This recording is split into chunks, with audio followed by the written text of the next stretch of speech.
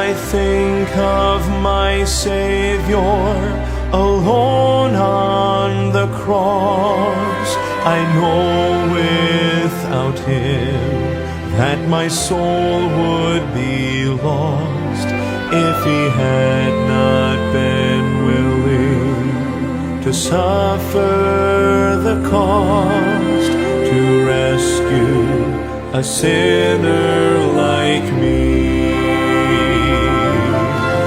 To rescue a sinner like me, Lord, to rescue a sinner like me. He abandoned His throne and His kingdom above to rescue a sinner like me.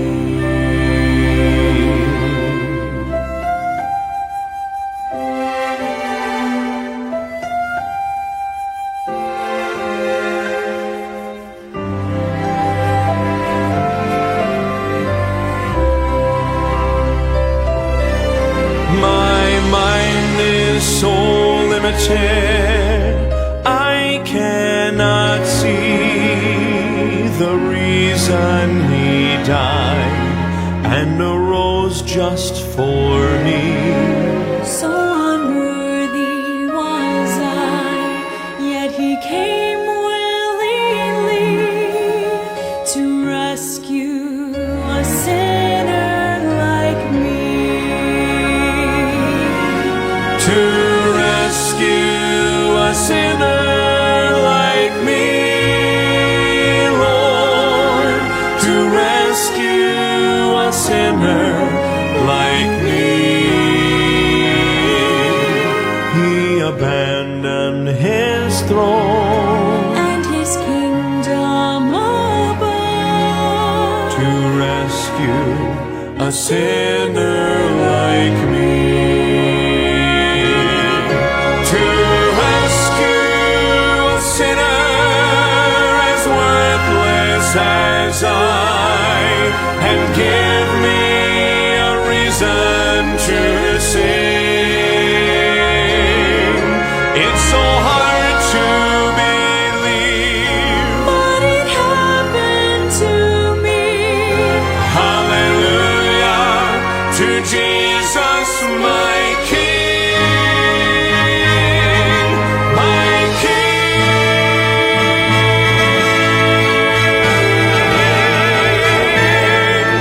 To rescue a sinner like me, Lord, to rescue a sinner like me.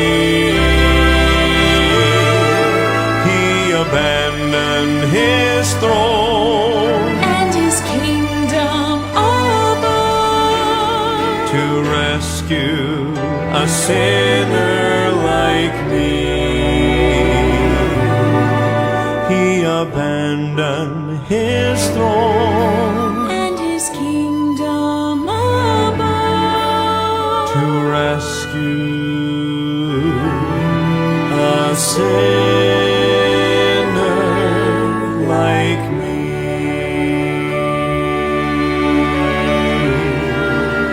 A sinner like me.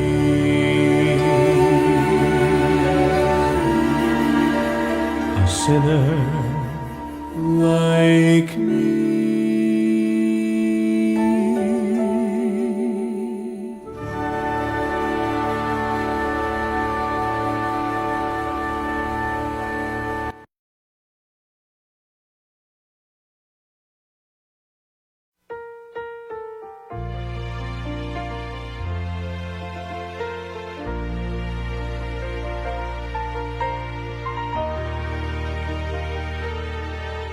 Could it be that up in heaven God is sitting on His throne, anticipating another sinner will soon become His own? Years of wasted living and years of toil and strife are just about to be over as he receives the gift of life. Go sound the horn, strike up the choir. A sinner is saved, saved from the fire. No more in darkness, he's received my son. All heaven's rejoicing, that's the value of one.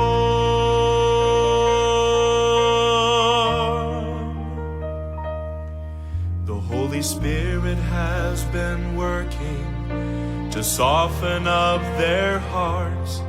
All he needs is a willing servant who will simply do his part. Can you imagine up in heaven the joy that will be that day, as a sinner bows his head to pray and you hear the Father say, go sound the horn, strike up the choir. A sinner is saved, saved from the fire. No more in darkness, he's received my son. All heaven's rejoicing, that's the value of one. Start construction on his mansion, there on Hallelujah Street. He doesn't know yet that it's waiting, as the Savior he will meet.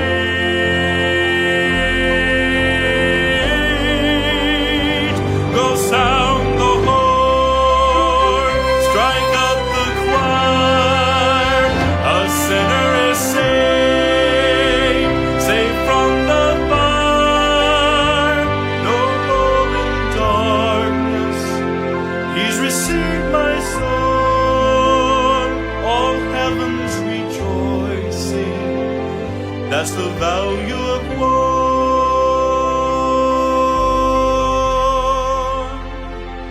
All heaven's rejoicing, that's the value of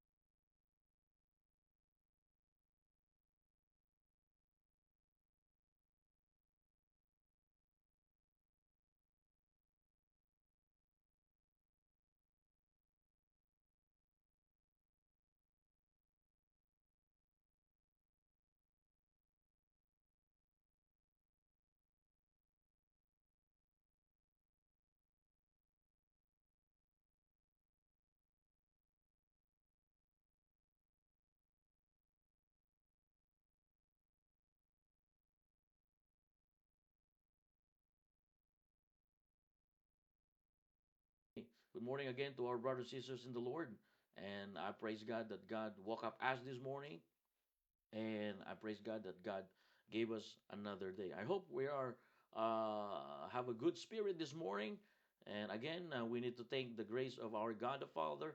We need to thank the the forgiveness of God's Son, our Savior Jesus Christ, and we need to thank the continuous refreshing of and comforting and convinces and conviction of the Holy Spirit in our lives. I believe the Lord will bless us this morning, and I really thank God that He blessed us, He saved us, and He forgets our yesterday and infuses us with new start and new beginning. All right. So to our viewer, first of all, what is biblical faith? Faith is the attitude trusting God and take at His words.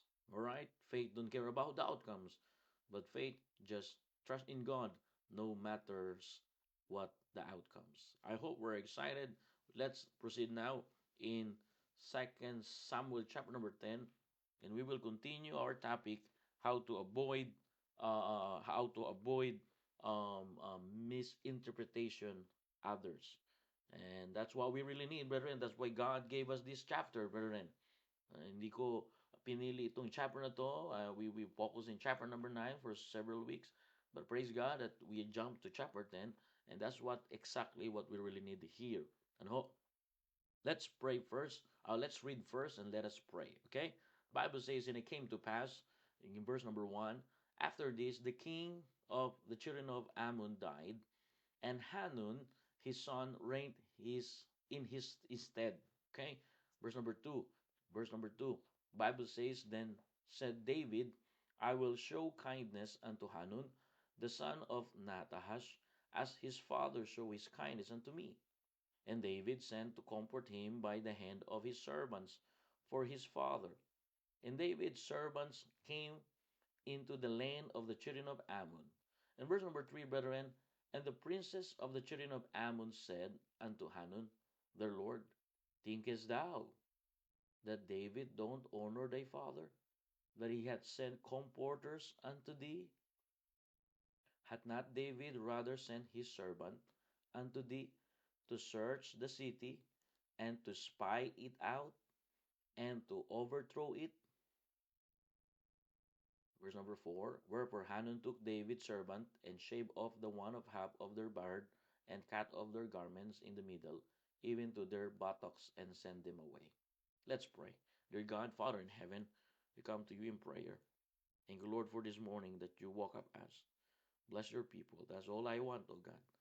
Palain niyo po ang bawat isa. Palain niyo po ang mga anak ninyo po na willing pong matuto at tumanggap ng katuruan at pagtuturo mula sa inyong salita. Ganon din po, Panginoon, bigyan niyo po kami ng maayos na pagtanggap mula sa inyong salita. Bigyan niyo po kami ng humble heart and teachable heart this morning. Give us teachable and humble heart to receive thy word. Holy Spirit of God, the purpose of this word is not to put down our feelings, but to lift up our intellect and to receive the wisdom from you. Lord, help your people. Please use your servant, because we're just good for nothing. Thank you, Lord God, and forgive us in all unrighteousness, and forgive us in our sin. This is our prayer in the mighty, precious name of our Savior Jesus Christ. Amen and amen. Amen. Alright, so good morning po dyan sa inyong lahat. Gandang umaga po sa inyo yan. Morning, Brother Jobs. Okay, good morning, Brother Paulo, Sister Clarice, Nana Lolena, Brother Jimwell. Amen. Alright, Sister Loida. Amen po. Good morning po sa inyo.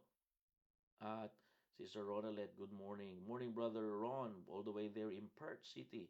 All right, prepare for our church anniversary there. All right, Ma'am Nanay Amelia and Tatay Gerardo Floresta, all the way there in Philippines. Good morning, Sister Ging, all the way there in Perth Ministry. All right, so salamat po dyan sa ating Panginoon. Okay, so ngayong umaga, maganda po makita po natin yung salita po ng Diyos na magdadala sa atin, mga kapatid, sa kalooban ng Diyos. Ganyan po lagi. Pag tayo po nakikinig ng salita ng Diyos, ang lagi nating iisipin, para sa atin po ito. Alright? Para sa atin ito. Para sa akin po ito. Hindi ibig sabihin ako po ang nangangaral ng salita ng Diyos ay hindi na to para sa akin. Tayo po ay mga anak ng Diyos na kailangan pong magkaroon po ng pagnanasa o pagnais na tumanggap ng salita ng Diyos. Kung kinikilala natin na tayo po ay anak ng Diyos at tinanggap natin ang Diyos sa ating puso bilang sarili nating tagapagligtas, ang Panginoong Hesus na ating tagapagligtas na nagdala at napako alang-alang sa ating kasalanan, na dapat tayo magbabayad ng ating kasalanan. Ngunit salamat sa Panginoong Hesus, siya na po ang nagbayad ng ating kasalanan na dapat natin babayaran. Ako po sanang magbabayad ng aking kasalanan, tayo po sana magbabayad ng ating kasalanan, pero salamat po sa Panginoon, tayo po ay tinubos ng Diyos. Ibinigay niya po ang kanyang anak na si Jesucristo upang tayo lamang po ay magkaroon ng kaligtasan. Pag ganyan po ang nakikita natin lagi, hindi tayo magkakaroon ng pagdududa. Hindi tayo basta-basta magkakaroon ng kalungkutan dahil sa ginawa ng Panginoon, tayo po ay Kristiyano na namumuhay na matagumpay. We are we can live victoriously, brethren, because of what the Lord Jesus Christ did on the cross of Calvary. That's why it is important that we remember that. Amen. And I believe the Lord will bless us this morning. Amen. So, like what I said this morning, it is important to understand how to avoid misinterpreting others. It is important, especially in our church. It is important to understand that, because that's one of the reason how the devil can attack each every one of us. Either amen. We always talk about we are under attack of Satan. All right? Our enemy is not your family members. Our enemy is not your church members. Our enemy is not our neighbors or our community. Our enemy is Satan. Okay? Our ultimate enemy is no other than Satan, the devil. All right? Either amen. Nakukuha niyo po, ang kaaway natin, hindi yung tao, kundi yung diablo. Kaya nga, hindi dapat tayo iwasan natin, ma-interpret natin yung ibang, maiwasan natin, mapasama o makita natin yung masama ang interpretasyon sa iba. Sapagkat ang kaaway natin ay hindi po yung tao, kundi yung kaaway natin na si Satanas. Nariyan po kayo? Hello? Are you there? Amen? Yan po ang lagi natin tututukan. Yan po ang dapat natin makita ngayong umaga. So kahapon, nabanggit ko po rito, alright, yesterday we talk about several passages in the Word of God, how to avoid misinterpreting others. Yesterday we talk about in Proverbs chapter number 18 in verse 13. Ano po ang sabi ng Bible sa book of Proverbs chapter 18 verse number 13? Maliwanag po ang sinasabi po ng Biblia. Ano ho? And the Bible says in Proverbs chapter 18 in verse number 13, the scripture says, ano ho? He that answereth a matter before he heareth it, it is a folly and shame unto him. So, how to avoid misinterpreting others? Listen before you assume. That's what we talked about yesterday. Don't jump to conclusion. The Bible says, the Bible teaching us, don't jump to conclusion without hearing the whole story. Ano ho? Lagi tayong makikinig. Malagi tayong maniwala. Kasi kung ano yung sasabihin ng tao, paniwala lang po natin. Kasi siya naman ang mananagot sa Diyos. Kaya minsan, pagka nagsabi ang tao, hindi natin pinaniniwala, hindi natin pinapakinggan yung side niya. Kasi nga mga kapatid, wala tayong pananampalataya sa Diyos. Nagbabase po tayo ngayon sa ating sariling pangunawa. Pero ngayong umaga, nakikita po natin ang salita ng Diyos. Sabi po ng Biblia, there's a supporting verse in Proverbs chapter 18, verse number 13. He that answereth what? A matter before he heareth it, it is a folly and shame unto him. It is important to listen before you assume. To avoid misinterpreting others, listen before you assume. This is a story in the Word of God.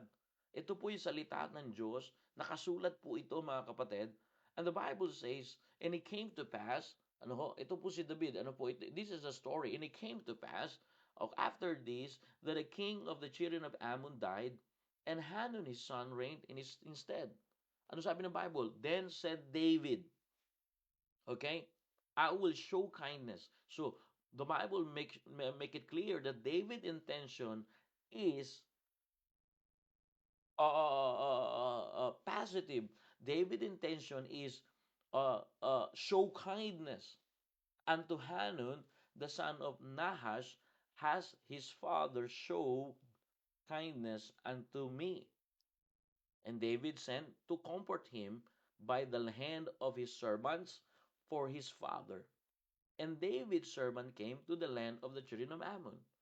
But the problem, when Hanun received some words, ungodly counsels, ano po, the Bible says, verse number 3, and the princes of the children of Ammon said unto Hanun, their lord, thinkest thou that David don't honor thy father, that he hath sent comforters unto thee? So this is what happened, brethren. Instead, seek clarity. Hanun, instead of seek clarity, not assumption, but Hanun listen with these princesses or lords, okay? Ito sabi ng Biblia, the Bible says, Hanun listen to ungodly counsel or counsel of fear. They said to Hanun, hath not David rather sent his servant unto thee to search the city and to spy out and to overthrow it? So you will see here that they advise Hanun in regards of intention of David. They said that in the intention of David may be to monitor you, search you, and overthrow you or take advantage you. But the Bible is very clear that David's intention is to show kindness. So you will see here the misinterpreting. Diba nakikita po natin yan ngayon? May kausap na po ba ako? Are you there, amen? May kausap na? Dito po ba kayo? Morning, Brother Mike Alarcon. Good to see you here. So, makikita po natin dito yung istorya. Bakit kailangan ipasulat po ito ng salita ng Diyos? Kasi po, minsan, ganyan po ang ating isip. Mabilis po tayo, okay, mag-isip sa iba.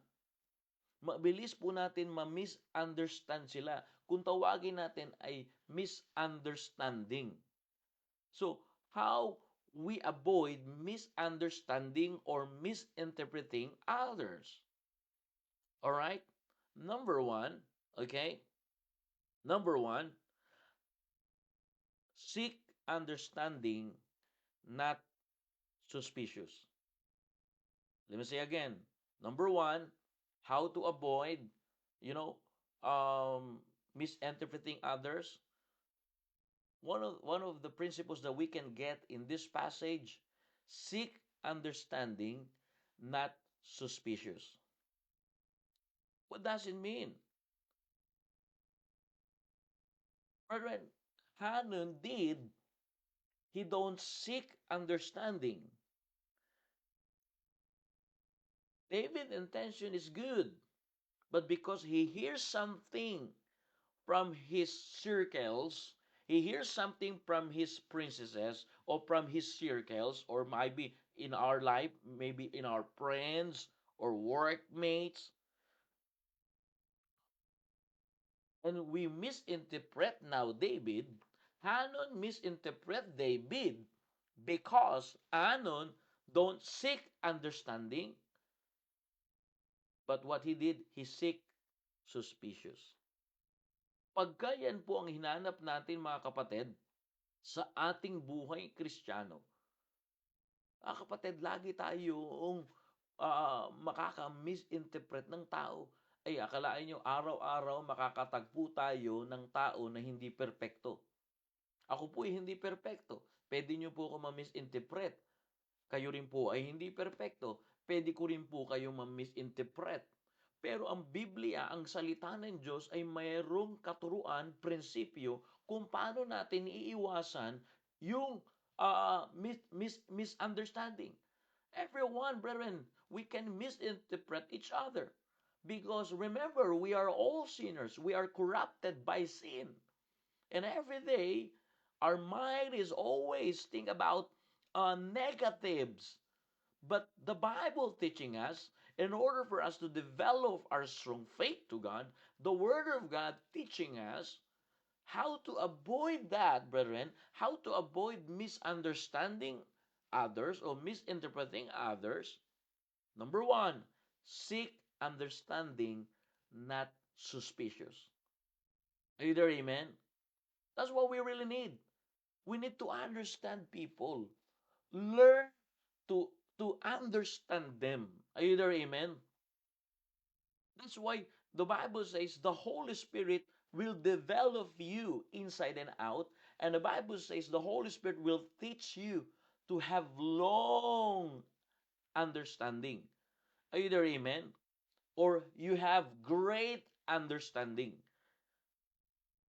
What happened here, when David showed kindness to Hanun, the Bible says they have suspicious to David. Rather than seeking understanding, the brethren, the Bible says suspicious. You know, in our lives, that's the problem in our Christian and being a member of our church here. Ganyan tayo. Do you know, this is how the devil attack us. When you don't seek understanding. Either amen? Hello? Nariyan po kayo? Good morning. How to avoid interpreting others? Number one, seek understanding, not suspicious. And the devil can attack our feelings and mind when we don't seek understanding to others. Palawakin natin yung ating pangunawa. Hindi pwede pagka may narinig tayo, huhusgahan na natin. Hindi pwede pagka narinig natin, baka nga ito yung sinasabi niya. Baka nga ito yung pinararating niya. Okay, mga kapatid, intindihin niyo po ito ha. Nandito po ako para ipangaral ang salita ng Diyos. Ginagawa ko lang ang trabaho ko at gusto ko po sana pagka ine-emphasize ko to at parang nagiging preaching na kasi nagkakaroon ako ng burden na wag sana mangyari sa simbahan na nagkakaroon tayo ng misunderstanding kasi gawa ng kaawayan. Ang kaaway, ang gusto niya, i-separate tayo. Nung paman sa Garden of Eden, yan ang purpose ni Satan. Satan's ultimate purpose is to steal, to kill, and destroy. He wants you to separate.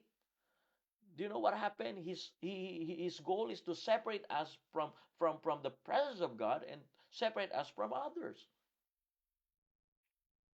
That's the way he attack us. When we say, every time I say, brothers, sisters, we are under attack. When we say under attack, we talk about Satan devices. The wiles of the devil. Do you know the word wiles? The word wiles is method. And his method, brethren, is first, he put negative thoughts in your mind so that you can misinterpret others. And when you misinterpret others, that's will continue. You will create some thoughts to others that the problem is you can create also bitterness, sama ng loob. Kita nyo, pagka inatake tayo ni Satanas, tuloy-tuloy po yan. Una, bibigyan niya muna tayo ng suspicious. Baka nga ito yan, ganyan yan, ganyan yan. Siguro ganito ginagawa niya sa akin yan. Ganito talaga yan eh. Hindi talaga sa, ano talaga yan, lumalamig na talaga sa akin yan. Huwag ganun, huwag niyo isipin na ganoon. Kung ganun man siya, ang gagawin natin, humanap tayo at hanapin natin kung paano natin siya intindihin. Minsan yung mga Kristiyano na mahihina, kaya lalong humihina kasi hindi natin sila iniintindi. Intindihin natin mga kapatid, sa buhay natin lagi tayo may pinagdadaanan. Are you there, amen? Hello po, nandito na po kayo? Good morning, good morning po sa aming mahal na pastor. Good morning to our beloved pastor, Pastor Hill Lorena. Let's enjoy watching this program with our family. Let's grow together in knowledge of our Jesus Christ. Amen po. Seek understanding, not suspicious. That's why the verse number 3, and the princes of the children of Ammon said unto Hanun, their lord, thinkest thou that David don't honor thy father? See, instead of this group of people seek understanding, what they did, they're so suspicious. There's another supporting verse in James chapter number 3. Please put it in your comment box so that we can review and you don't forget. James chapter number 3 verse 17. This is a supporting verse only. Ang sabi po ng Biblia in James chapter 3 verse 17, sabi po ng Bible, but the wisdom that is from above is first pure, then peaceable, gentle, easy to be entreated, full of mercy and good fruits, without partiality and without hypocrisy. See, imagine, brethren, the Bible says the wisdom that is from above is peaceable, gentle, and easy to be entreated. Brethren, when you seek understanding, the Bible make it clear you have wisdom that is from above. Wisdom is from above in James chapter number 3 in verse number 17. The wisdom, verse 17, the wisdom that is from above is peaceable, gentle, and easy to be entreated. May kapayapaan. Paano ko po ba malalaman na sinisik ko ang understanding? Kapag may narinig kang hindi maganda or meron kang naramdaman, hindi ka malulungkot kagad. Hindi ka magtatampo kagad. Hindi ka mag-iisip kagad ng hindi maganda. Kundi meron kang kapayapaan.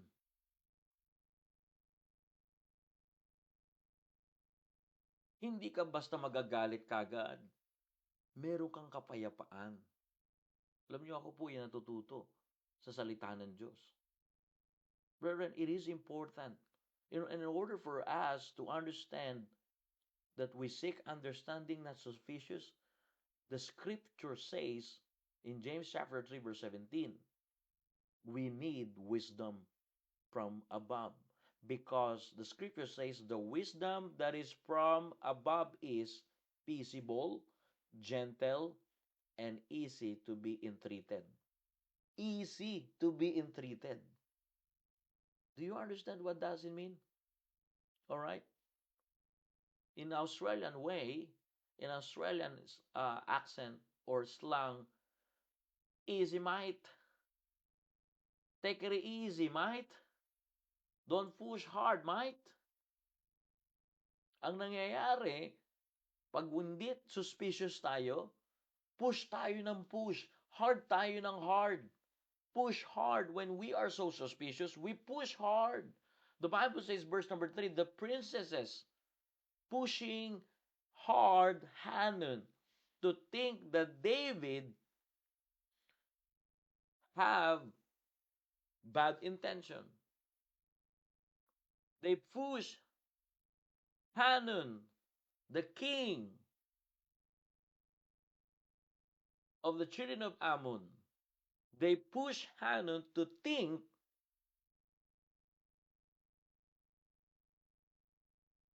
that David had bad intention. Do you know that's what happening when we misinterpret others? And brethren, the Bible teaching us this morning, seek understanding. Always seek understanding. That's why if you misunderstand others or misunderstood them, what we're going to do, what I'm going to do, seek understanding. Always seek understanding. Lagi natin hanapin kung paano natin sila maunawaan. Lagi natin titingnan kung saan natin sila maunawaan. Alright? Pastor Hill said, God sent the pastor to feed us knowledge and understanding. It means wisdom is the true knowledge about the facts, and understanding is our ability to gladly receive the truth that we cannot accept. Wow! This is great, Pastor. So, ang sabi ni Pastor Helio, salamat, meron tayong pastor dito, no, na tinutulungan po tayo. Okay? Ang trabaho talaga ng pastor, ibigay yung karunungan at pangunawa upang pag tayo po nakuha natin yung totoong karunungan na nanggagaling sa Diyos at mauunawaan po natin ito at meron po tayo ngayon abilidad na tanggapin ng masaya yung katotohanan. Nakukuha niyo po? Kaya po napakalaga na meron tayong wisdom galing sa Diyos. Kasi pagka hindi natin nasik yung wisdom galing sa Diyos, ay lagi na lang tayong mag-iisip ng masama sa tao. Lagi na lang pagka nakita natin tao, nako, ito na naman siya. Nako, ito na naman siya. Kaya sabi nila, awkward ako dyan. Awkward ako sa kanya. Yung word na awkward na yan ay pride. Either amen? When you said, awkward, I am awkward to him, I awkward to her, I awkward to her. That's pride. That's we call, lack of wisdom. Because if you seek understanding, brethren, it means you have the wisdom. Now, how we receive wisdom? Pastor Hill support here. He said, God sent the pastors to send us knowledge and understanding. It means wisdom is the true knowledge about the facts, and understanding is our ability to gladly receive the truth that we cannot accept. Exactly, brethren. All right? Kung ba ngayon niluluto ko siya kay pastor, nilagyan pa ng ingredients kaya mas masarap. Yeah. Kaya nga mga kapatid, pag tayo lagi nangihingi ng wisdom sa Diyos, ang pangunawa natin malawak. Arin po kayo? Ang pagkaintindi natin malawak. Hindi kagad tayo nag-iisip sa isang tao. Ikita niyo po yan? That's why seek understanding, number one, not suspicious.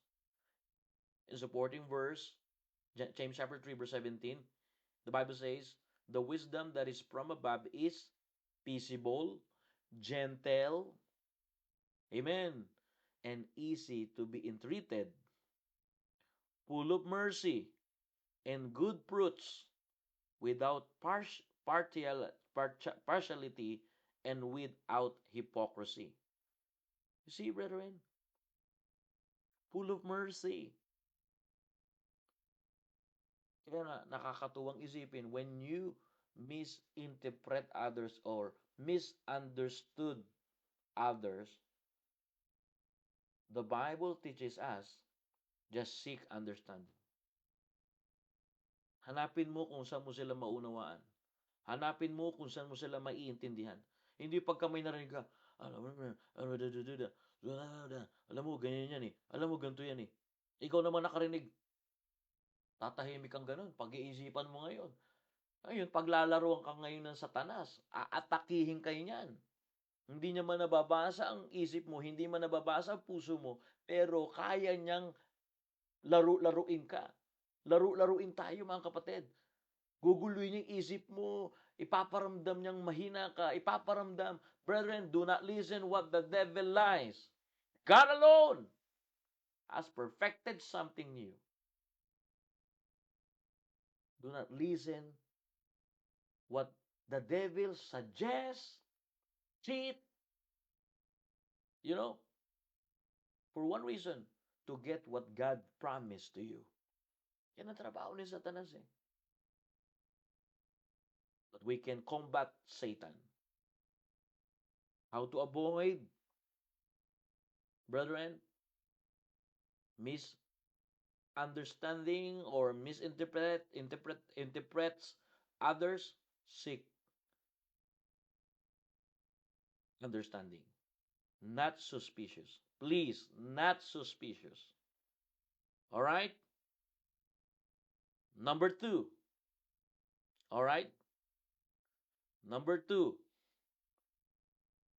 Makinig po ha. Listen carefully before you judge. How to avoid misinterpreting others? Listen carefully before you judge. The problem of Hanun, brethren, according to the Word of God, the Bible says, verse 3, and the princesses of the children of Ammon said unto Hanun, Hanun is the king,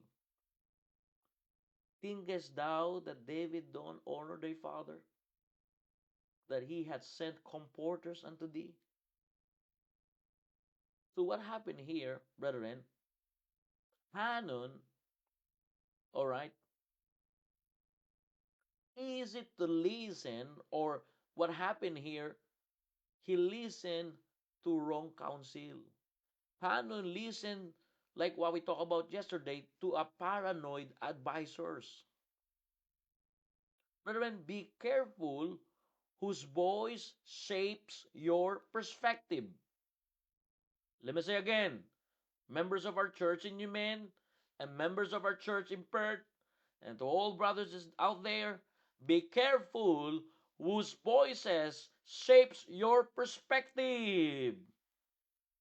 Are you glad this morning that we have ministry in our church that shapes your perspective? We have biblical perspective that shapes you. So when we have biblical perspective that shapes you, let me tell you this, outside the Bible, outside the biblical way, brethren, be careful. And let me tell you this, be careful whose voice shapes your perspective. Either amen? What happened in Hanon listened to the paranoid advisors.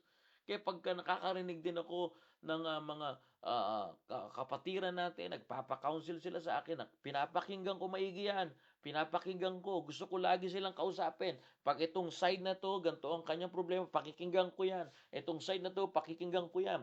At ang goal natin, remember what Pastor Hill said? Solution. Our goal, brethren, is solution, reconciliation, not revolution. That's what Pastor Hill shared to us yesterday, right? So it is important, mga kapatid, that listen carefully before you judge. That's why, like what we talk about in Proverbs 18, verse 13, he that answereth a matter before he heareth it, it is a folly and shame unto him.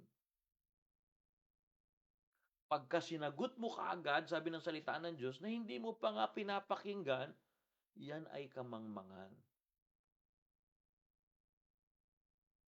Hello?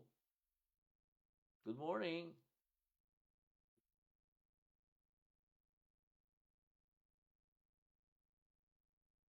Pagka mabilis kang sumagot,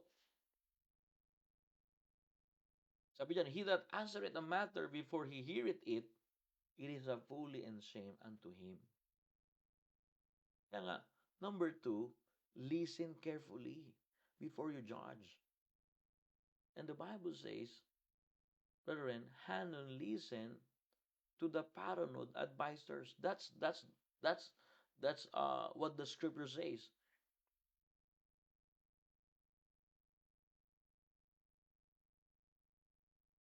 Yan ang nangyari kay Hanun. Nakinig siya sa advices ng mga advisors niya at nahusgahan niya ngayon si David.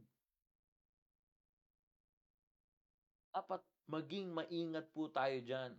Kapag ka may naririnig tayo, ingatan natin yan. Bakit? Kasi yung pandinig natin, mga kapatid, yan din ang mag-shape sa atin ng ating pangunawa sa tao. Is that in the scriptures? Look at this. The Bible says, Then said David, I will show kindness unto Hanun. See, the Bible put this way so that we can see that David's intention is so good. But in verse number 3, what he received from his paranoid advisors, this is what his paranoid advisor says. Thinkest thou that David don't honor thy father? David rather sent his servants unto thee to search the city and to spy it out and overthrow it. Look at three things here, how the devil can shape your perspective. The Bible says, search the city, to spy it out, and to over it. What does it mean? This is what the devil lies. All right? When you heard something, lagi mo na lang yan pinagtatanggol or minomonitor ka niyan. Gusto ka lang yan anuhin, i-take advantage. Pag ganyan na yung mga naririnig mo, itaboy mo yan kasi hindi mo maalam malay-malayan, may impluwensyahan ng isip mo at puso mo niyan. Nariyan na po kayo? Hello? Ganyan ang naiisip mo, itaboy mo yan, i-cast out mo yan. Listen carefully before you judge. What happened here? Brethren, Hanun listened. And the problem is, it shapes his perspective. Brethren, again, Psalms chapter 1, verse number 1, Blessed is the man that walketh not in the counsel of the ungodly. Mapalad nga, di ba? Sabi ng Biblia. Kaya nga, dito natin makikita na hanapin natin paano sila maunawaan. Pangalawa, pakinggan natin muna yung kanila pong rason. Pakinggan po muna natin kung ano yung kanila pong nararamdaman. Pakinggan natin muna bago tayo manghusga. Hindi yung pagka nakita natin ganito, husgahan na natin kaagad. Pagka nalaman natin ganito siya, husgahan na natin kaagad. Hindi po maganda yun, mga kapatid. Nariyan po kayo. Nasa Biblia po, nasa Biblia. Alright? Number 3. Okay? Number 3. Forgive quickly when misunderstood. Alright? Forgive quickly when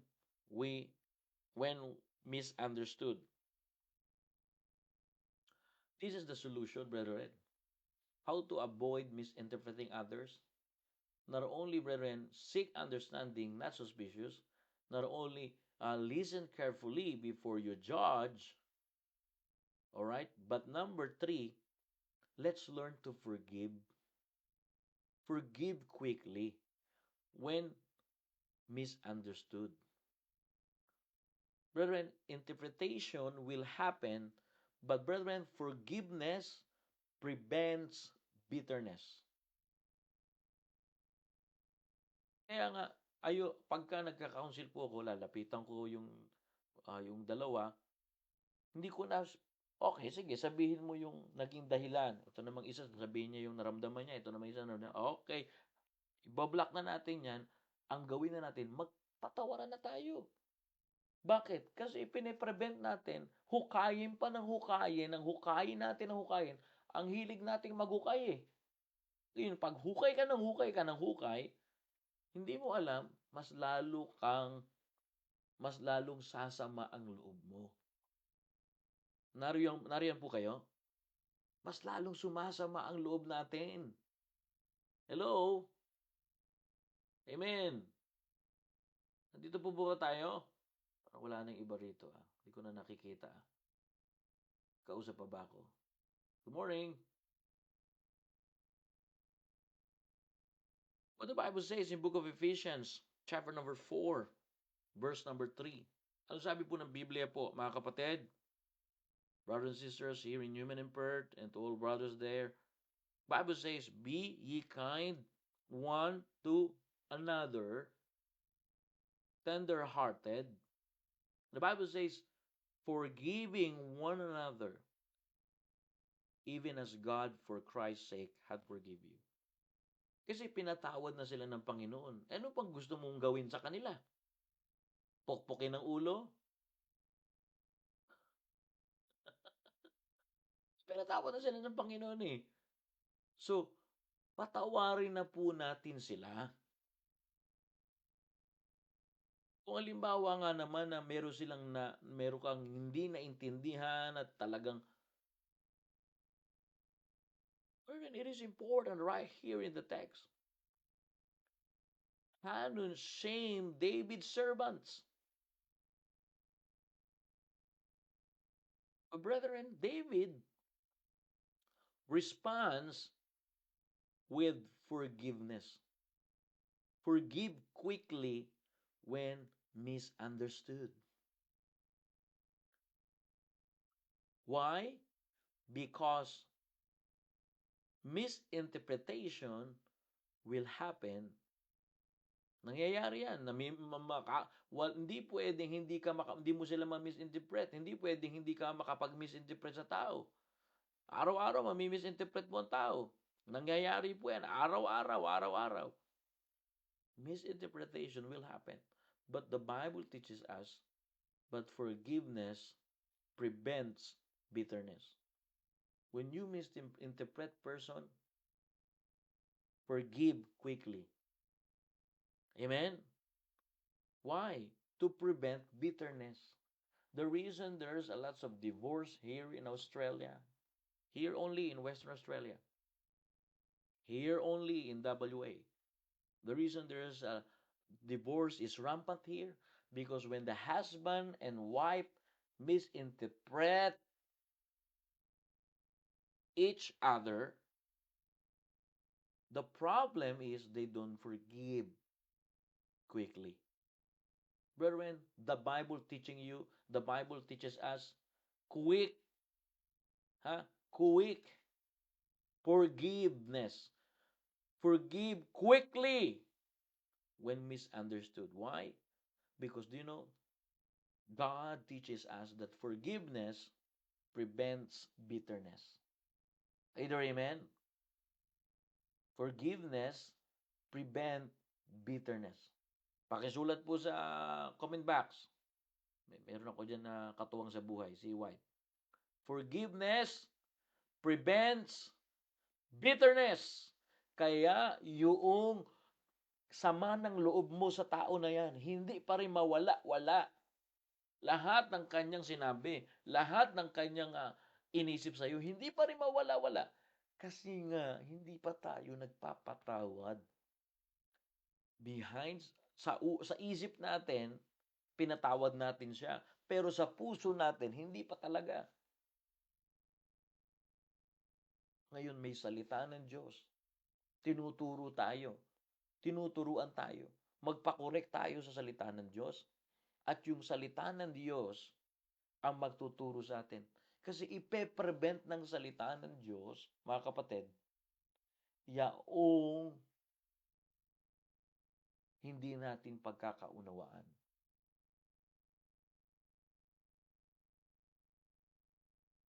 Bible says, all Hanun paranoid advisor said, David rather sent his servant unto thee to search the city and to spy it out and to overthrow it. Imagine, wow, look at this misinterpretation here. So what happened? In verse number 4, Hanun have a bitterness in his heart. What the Bible says, wherefore Hanun took David's servants and shaved off the one of half of their birds and cut off their garments in the middle even to their buttocks and sent them away. You see, brethren, how Hanun have bitterness when he received wrong counsels, ungodly counsels. You know, what happened? It shapes his perspective. That it might be that David have bad intention, but according to verse number 2, David, Bible says, show kindness. That's why he sent servant to comfort Hanun during the funeral service of his dad, Nahash. But the problem, brethren, he listened to the wrong counsels, and the Bible says he had a bitterness. Brethren, brothers and sisters in the Lord, how to avoid misinterpretation according to the Word of God, Ephesians chapter number 4, verse 32. Be ye kind one another, tender-hearted, forgiving one another, even as God for Christ's sake had forgiven you. Brethren, forgive quickly when misunderstood. Misinterpretation will happen, but brethren, listen to this. The Bible teaches us forgiveness prevents bitterness. Kaya sumasama lagi ang loob natin pagka may hindi natin naintindihan. Minsan yung mga membro lumasama ang loob nila sa pastor nila. Napakadiktador ng pastor ninyo, gaganon pa yan. Pero hindi nila naiintindihan. Kasi una, hindi sila nagsisik ng kung paano sila makakaintindi. Pangalawa, mabilis sila makinig ng mga advices na wala naman sa salita ng Diyos. At kapag meron tayong hindi naintindihan, ang dulo niyan, mga kapatid, sama ng loob.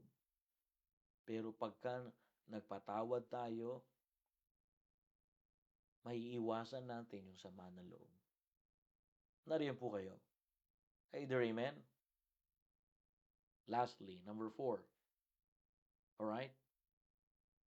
Remember, God sees the heart. Brethren, we talk about developing a strong faith to God. And if you have faith in God, you always remember that God sees the heart. Everyone here, like what we talked about yesterday, have accountability to God. We cannot escape God's eye. Either amen? Hindi tayo makakaalis. Alam ng Diyos ang puso natin. Alam ng Diyos kung anong ginagawa natin. Kung halimbawa nga hindi siya nagsabi ng totoo, wala ka nang pakialam doon. Ang tamang prinsipyo na matutunan mo ngayong umaga, ang Diyos pa rin ang basa ng puso at nakakakita sa Kanya. Kaya nga, Pastor Hill said, our God is our final judge. It might be he don't honest in his heart or in her heart. Your job, brethren, is to pray for them. Either amen. Because remember, the grace and God sees the heart. Nakikita po ng Diyos ang kanilang puso. Kaysa magsipag tayo, magsalita ng hindi rin maganda sa kanila. Kasi, mga kapatid, ang iniiwasan natin din, yung hindi lang tayo magsasalita, yung nararamdaman natin, baka pabigat ng pabigat, sumasama ng loob. Ano sabi ng Biblia? Pagka masama ang loob natin, hindi tayo pakikinggan ng Diyos sa ating panalangin. Kaya ngayon, tinuturuan tayo dito na huwag tayo magtanim ng sama ng loob. Ang sama ng loob ang magpapalayo sa atin sa Panginoon, mga kapatid. At ang sama ng loob ang magdadala sa atin para hindi tayo pakinggan ng Diyos. Sabi ng Biblia, if we regarded iniquity in our heart, the Lord will not hear us. Brethren, it is important. Learn to forgive because forgiveness prevent bitterness. And bitterness, brethren, prevent, blessings. And it is important that remember and have faith in God, simple faith in God, that God sees the heart. Hello, amen? People motives are not always visible, but let me tell you this, trust God. Trust God. Because God sees the heart. That's why learn to pray. If you misunderstood something, that's the immediate invitation to pray. Amen? Kapag ka meron kang hindi naintindihan, kapag ka meron kang hindi naunawaan, mga kapatid, number 1, alright, seek understanding, not suspicious. Number 2, listen carefully before you judge. And number 3, forgive quickly when misunderstood. Okay? Because misinterpretation will happen, but forgiveness prevents bitterness. It prevents you to bitterness because bitterness prevents blessing of God. But let me tell you this. The Bible says in 1 Samuel chapter 16 verse 7, for man looketh on the outward appearance, but the Lord looketh on the heart. So God sees the heart. You don't worry anything. If they lie to you, if it say something say something to you, you don't need to retaliate. Well, hindi natin kailangan makipatol. Hindi tayo palapatol. Iwasan natin patulan ng jablo. Kasi minsan, ang gusto ni Satanas, mga kapatid, pagka meron tayong hindi naintindihan sa tao, okay, ang gagawin, ito yung ganto siya umatake, ang jablo. Ang tao nagkakasala. Nakagawa siya ng kasalanan. Okay? Or meron siyang panghihina. Ngayon, mami-misinterpret mo ngayon yung ginagawa niya. Pagka na-misinterpret mo yun, pag-uuntugin kayo ni Satan. Pagka pinag-untog kayo ni Satan at nagkauntugan na kayo, nagkasakitan na kayo, doon na po siya lalayo. Doon po lalayo ang diablo. Kaya nga, ang utos ng Biblia, ipatawarin natin kagad yung mga hindi misunderstood tayo. Bakit?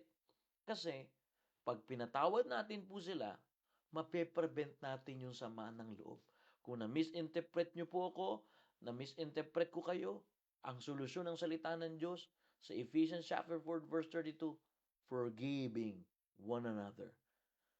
Why I forgive one another? Because that's a command. God command us.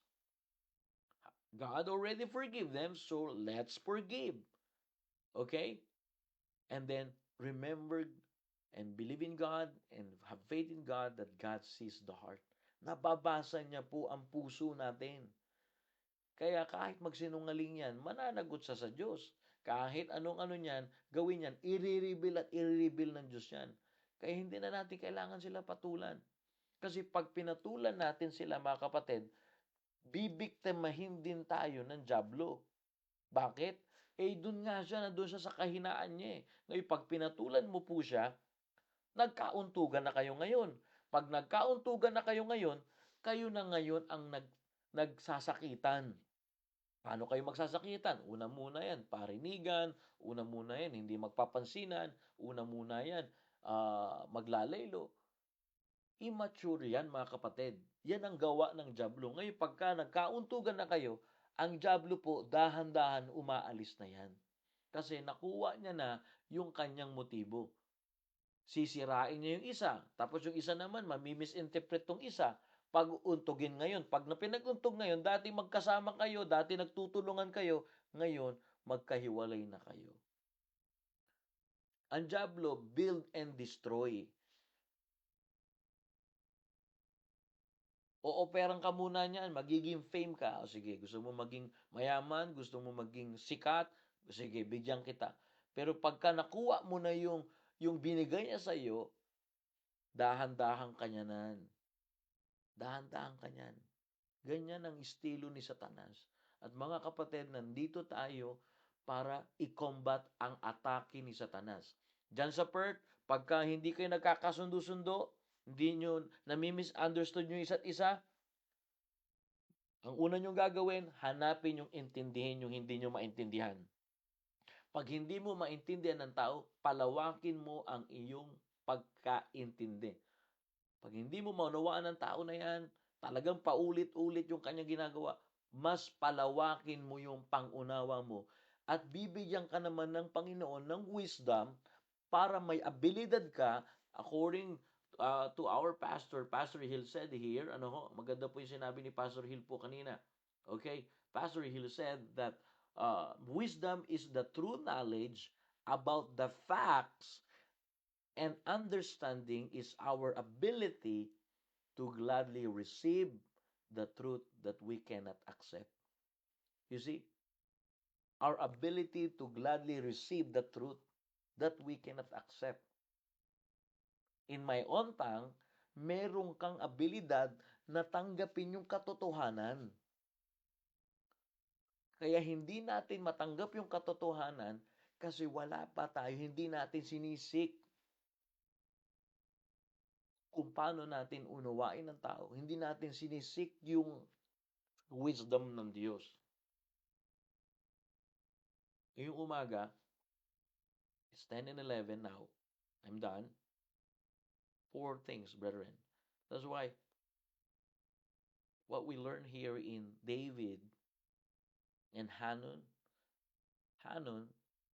listened to his paranoid advisors. And brethren, be careful whose voice shapes your perspective. You choose only one voice, the voice of God, from the very Word of God. Dito lang tayo makikinig. Wala na pong iba. Amen? And again, forgive quickly when misunderstood. Misinterpretation will happen, but forgiveness, prevents bitterness. Ephesians 4:32, be kind one another, tender-hearted, forgiving one another, even as God, for Christ's sake, hath forgive you. God already forgive them. So learn to forgive them. If God already forgive them, learn to forgive quickly, especially when misunderstood. Amen? Pinatawad na sila ng Diyos eh. Ano pang gusto mo? Pokpokin natin sa ulo? Hindi eh, kasi hindi nyo po kasi naintindihan eh. Talaga po nga, okay, sige, hindi ko naintindihan. Hanapin natin kung paano natin sila maintindihan. Okay, nananap na natin na paano na po natin sila maintindihan. Okay, hanapin naman natin kung paano tayo makapagpatawad. Okay, hinanap na natin kung paano tayo makapagpatawad. Di, mare-reconcile tayo ngayon, magkakaayos-ayos po. Ang nangyari po dito, nakinig po si Hanun sa mga advices na galit kay David. Kaya ano nangyari? Nagbigay sila ng mga advices, mga salita na galing kay Satanas. Imagine this, the word of God. The Bible says, this princess advised Hanun. And these advices is came from Satan. Look at the word of God. Notice this one. David rather sent his servant unto thee to search the city and to spy it out and overthrow it. Tomorrow I will expand this and we will show you how Satan corrupt our heart and mind to misinterpret others. And we will avoid these three words: to search the city, to spy it out, and to overthrow it. Ganyan ang Diablo. Pagka narinig niya, sasakupin ka niyan. Ako, mamata-matahin ka na niyan. Ayan na, ano ka na niyan, mamata-matahin ka na. Lagi kang hahanap-hanapin niyan. Walang tiwala kaya sa'yo yan. Yan, bukas, yan ang titingnan natin. Kasi alalahanin natin, inaatake po tayo ni Satanas. Ang trabaho ni Satanas, pag-untog-untogin tayo para pagka-untog-untog tayo, tayo ngayon ang sisira sa relasyon natin sa Diyos. Isisira ng magandang relasyon na binigay sa atin ng Diyos. Pagka nasira yung relasyon natin na binigay ng Diyos, pangit na yung relasyon natin.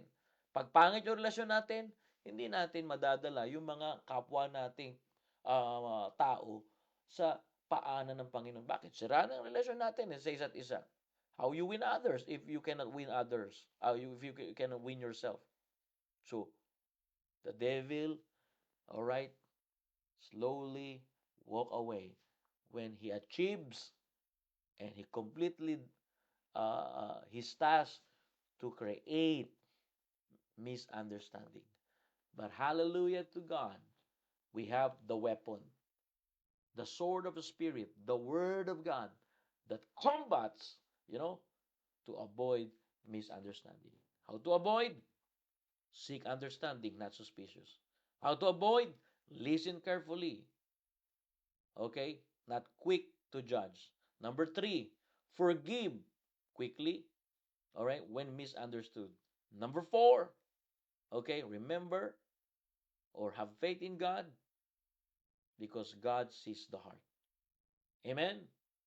Let's pray. Dear God, Father in heaven, salamat po, Panginoon. Salita po kami na inaalis yung mga kaisipan ng Diablo sa puso't isipan naming umaga. We cast out you, Satan, in the name, in the blood of the Lord Jesus Christ. I command you this morning, get out in our hearts, get out in our mind. You are not welcome. And thank you, Father. Thank you, Holy Spirit of God. Thank you, our Savior, Son God, that you teach us how to avoid misunderstanding.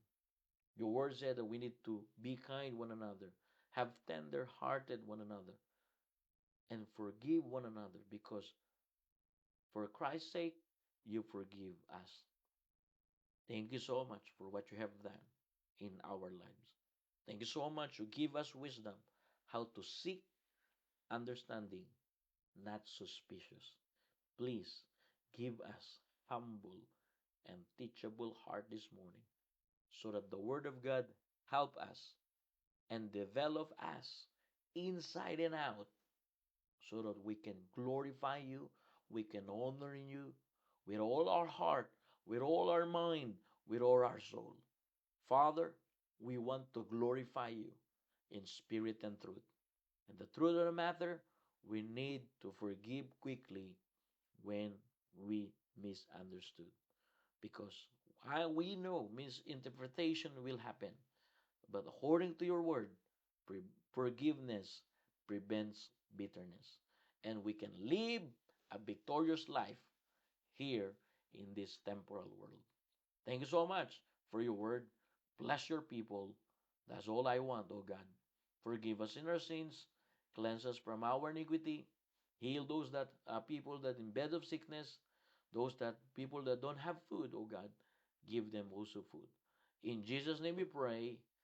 Amen and amen. Alright, so I hope tayo po ay natuto mula sa salita ng Diyos. Tuloy-tuloy po natin ito aralin bukas upang sa mga susunod na panahon, maiiwasan na natin. We can avoid, brethren, misinterpretation. Alrighty, I hope we're blessed through the Word of God. And my prayer is that God will help us to see the real reason of life. Thank you very much to our brothers and sisters, and thank you po, Pastor Hill. Thank you po, Pastor, sa inyo pong mga advices, and thank you very much to all our brothers and sisters. Let us keep on going. Let us fight Satan. Let us cast out the demons and demonic activities in our church, in Newman and Perth, so that the church, brethren, will grow and develop our strong faith to God. Remember, Satan is already defeated, and the Bible says, even the gates of hell cannot prevail his church. Here in Newman and down there in Perth. Alrighty, thank you, we love you, and good morning. Bye-bye po.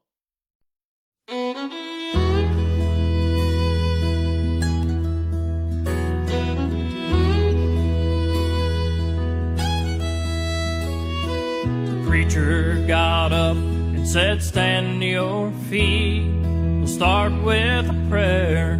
If you have a need, let it be heard, saints, let it be known. We're all a family, you're not alone. And that's when he saw her at the back of the church. Her silence and sadness cried out to her. The kind shepherd knew just what to say. I need to know before we pray. An unspoken request. Does anybody have one here tonight? Did you come with a burden you can share? A need in your life.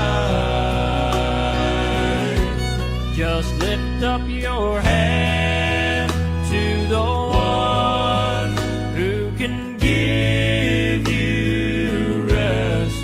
Child, have no fear, our God can hear an unspoken request.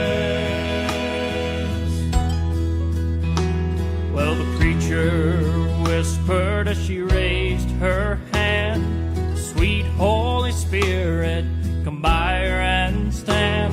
As the tears started flowing, he had no doubt that in the throne room of heaven her secret was out. An unspoken request.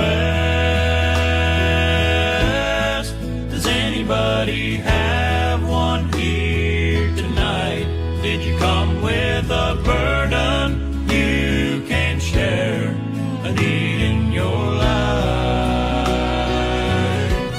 Just lift up your hand to the one who can give you rest. Child, have no fear, our God can hear an unspoken request.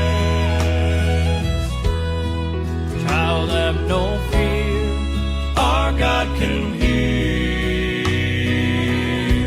an unspoken request.